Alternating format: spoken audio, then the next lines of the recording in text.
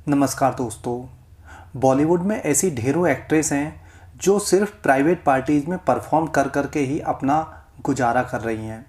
ऐसी एक्ट्रेस ना फिल्मों में दिखाई देती हैं ना टीवी सीरियल्स में, लेकिन बावजूद इसके ये एक लग्जरी लाइफ जीती हैं।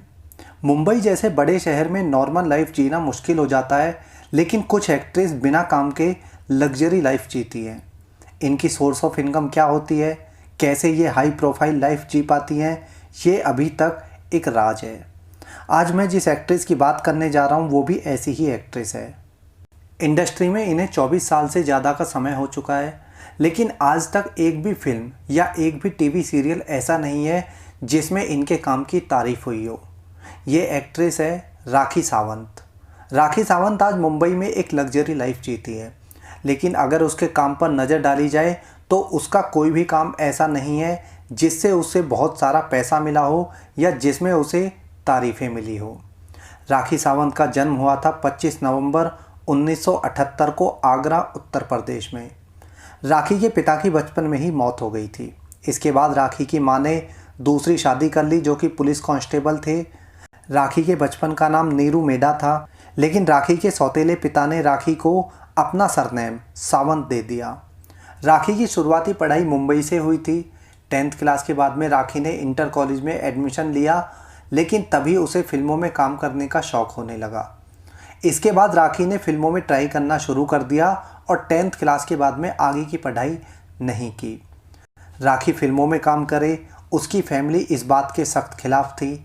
राखी के माता पिता नहीं चाहते थे कि राखी फिल्मों में अपना कैरियर बनाए, लेकिन राखी को फिल्मों का भूत सवार था। वह हर हाल में फिल्मों में जाना चाहती थी। राखी सावंत ने फिल्मों में ऑडिशन देने शुरू किए तो साल 1997 में पहली फिल्म अग्निचक्र मिली। तब तक राखी ने अपना नाम रूही सावंत रखा हुआ था। इसके बाद राखी ने अपना नाम रूही से बदलकर राखी सावंत किया और फिल्मों में ट्राई करने लगी। 1997 में अग्निचक्र फ्लॉप हो जाने के बाद राखी को अगली फिल्म मिली साल 1999 में, जिसका नाम था दिल का सौदा। लेकिन इस फिल्म में भी राखी को कोई खास पहचान नहीं मिल पाई। इसके बाद राखी ने कुरुक्षेत्र, जोरू का गुलाम और जिस देश में गंगा रहता है जैसी फिल्मों में आइटम सॉन्ग किए और थोड़ी पहचान पाई। राखी को अब साल में एक फिल्म में सॉन्ग या छोटा मोटा रोल मिलने लगा था, लेकिन इससे राखी का मुंबई जैसे बड़े शहर में टिके रहना संभव नहीं था। तभी राखी ने प्राइवेट पार्टीज में परफॉर्म करना शुरू कर दिया, क्योंकि उसके पास में और कोई ऑप्शन नहीं था। दूसरी तरफ राखी के फैमिली वाले राखी को वापस घर पे बुलाना चाहते थे, क्योंकि उन्हें पहले ही फिल्मों में काम करना पसंद नहीं था और जिस तरह के रोल राखी फिल्मों में कर रही थी उससे परिवार वालों का पारा और ज़्यादा हाई हो गया।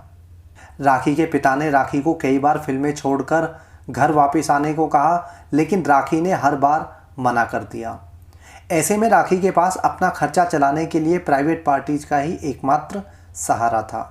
राखी ने अपने एक इंटरव्यू में खुद कहा था कि उसने अपने कैरियर के शुरुआती दौर में प्राइवेट पार्टीज में ऐसे ऐसे काम किए हैं कि कोई भी अच्छे घर की लड़की ऐसे काम कभी नहीं कर सकती। लेकिन उस वक्त उसके पास और कोई ऑप्शन नहीं था और उसे मुंबई में रहने के लिए पैसे चाहिए थे। राखी ने पैसों के बदले में लोगों के साथ सोने की भी बात खुद कबूल कर रखी है। राखी ने बताया था कि उसके परिवार वालों ने उससे रिश्ता पूरी तरह से तोड़ दिया था।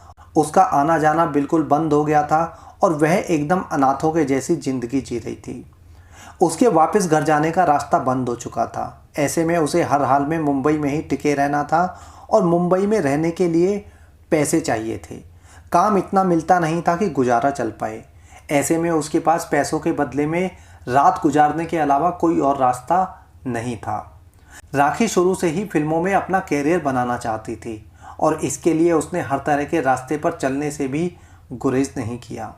राखी सावंत ने जब देखा कि उसे उसके काम से भी ज़्यादा पहचान नहीं मिल रही है, तो उसने उल्टे सीधे बयान देके विवाद करने शुरू कर दिए। साल 2003 में राखी ने फिल्मों से अलग एल्बम सॉन्ग में भी काम करना शुरू कर दिया था। साल 2005 तक राखी अपने बयानों से और अपनी हरकतों से काफ़ी ज़्यादा चर्चित हो गई थी।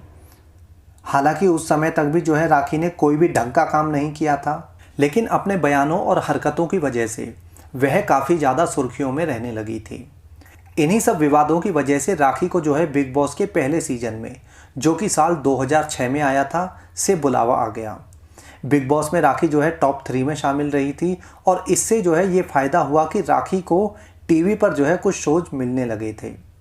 साल 2006 में ही राखी सावंत के साथ में एक और विवाद जुड़ा। राखी जो है मिक्का सिंह के फार्म हाउस पर उसकी बर्थडे पार्टी सेलिब्रेट कर रही थी कि तभी अचानक से मिक्का ने राखी सावंत को किस कर लिया। इसके बाद राखी ने अगली सुबह पुलिस स्टेशन में जाके मिक्का के खिलाफ रिपोर्ट लिखवा दी। ये मामला उस समय काफ़ी ज़्यादा चर्चा में आया था और कहा तो ये भी जाता है कि राखी ने ये सब पब्लिसिटी के लिए किया था। राखी सावंत कोई भी बयान देने से पहले कभी भी सोचती नहीं है, ना ये कुछ करने से पहले सोचती है। राखी सावंत ने एक बार बयान दिया था कि वह सनी लियोनी को अपना समर्थन देती है। ये उस समय की बात है जब सनी लियोनी जो है बॉलीवुड में नई आई थी और लोगों में जो है एक चर्चा का विषय बना हुआ था कि उसको बॉलीवुड में काम देना सही है या गलत है। उस समय राखी ने ना सिर्फ सनी लियोनी को समर्थन दिया बल्कि ये भी कहा था कि अगर मुझे मौका मिलेगा तो मैं भी पोर्न स्टार बनना चाहूँगी।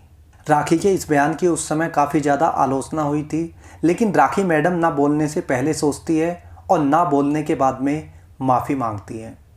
इसी तरह एक बार राखी सावंत ने प्रधानमंत्री नरेंद्र मोदी के बारे में भी एक उल्टा बयान दिया था। राखी ने कहा कि प्रधानमंत्री नरेंद्र मोदी उसे बहुत अच्छे लगते हैं और वह चाहती है कि मोदी जी उसके बॉयफ्रेंड बने, लेकिन अफसोस की बात यह रही कि मोदी जी ने ये सुनहरा मौका गंवा दिया। एक बार तो राखी सावंत ने एक बयान देकर पूरी मीडिया का ध्यान अपनी तरफ खींच लिया था। राखी ने बयान दिया कि वह दीपक कलाल के साथ में शादी करना चाहती है और ये बात राखी व दीपक ने जो है एक प्रेस कॉन्फ्रेंस करके कही थी। राखी और दीपक कलाल ने शादी की डेट तक मीडिया को बता दी, लेकिन जब वो डेट आई तो राखी सावंत जो है अपनी बात से मुकर गई और उसने शादी करने को मना कर दिया और दीपक कलाल बेचारा आहें भरता रह गया। प्रधानमंत्री मोदी जी और दीपक कलाल के बाद एक बार बाबा रामदेव का भी नंबर लग चुका है। राखी ने एक बार बाबा रामदेव पर बयान दिया था कि अगर योग गुरु रामदेव उससे शादी करने की हामी भरते हैं तो वह उनके साथ में 7 फेरे लेने को तैयार है, लेकिन रामदेव जी भी जो है ये मौका भुना नहीं पाए और आज तक पछता रहे हैं। राखी हर बार बेवजह के विवाद पैदा करके खबरों में बना रहना पसंद करती है, क्योंकि राखी जानती है कि वह जब तक खबरों में या विवादों में बनी रहेगी उसे तभी तक काम मिलता रहेगा या उसकी प्राइवेट पार्टीज़ का बिजनेस चलता रहेगा। राखी सावंत अभी कुछ दिन पहले विवादों में आ गई थी जब उसने कहा कि उसकी मां को कैंसर है और उसके पास अपनी मां का इलाज कराने के भी पैसे नहीं हैं, जबकि सच्चाई ये है कि राखी आज बिना किसी बड़े काम के करोड़ों की मालकिन है। टाइम्स ऑफ इंडिया की एक रिपोर्ट के अनुसार राखी सावंत के पास 37 करोड़ रुपए की संपत्ति है। राखी खुद जो है 11 करोड़ रुपए के बंगले में रहती है और उसके पास में कई लग्जरी गाड़ियां हैं, लेकिन बावजूद इसके राखी कहती है कि उसके पास मां के इलाज के लिए पैसे नहीं हैं। वैसे तो राखी का काम ऐसा है कि राखी को किसी बॉयफ्रेंड की ज़रूरत नहीं होती है, लेकिन इसके बावजूद भी राखी के बॉयफ्रेंड की लिस्ट में पहला नाम आता है अभिषेक अवस्थी का। अभिषेक और राखी का रिश्ता काफ़ी ज़्यादा सुर्खियों में रहा था।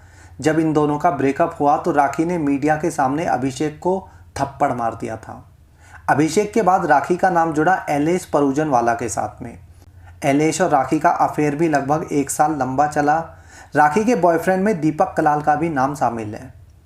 वर्तमान की बात की जाए तो राखी के अनुसार उसकी शादी जो है एक NRI जिसका नाम रितेश है उसके साथ में हो चुकी है, लेकिन ये रितेश कौन है, कहाँ पे रहता है, कैसा दिखता है, ये कोई नहीं जानता। राखी का काम सिर्फ विवादों में रहने का है।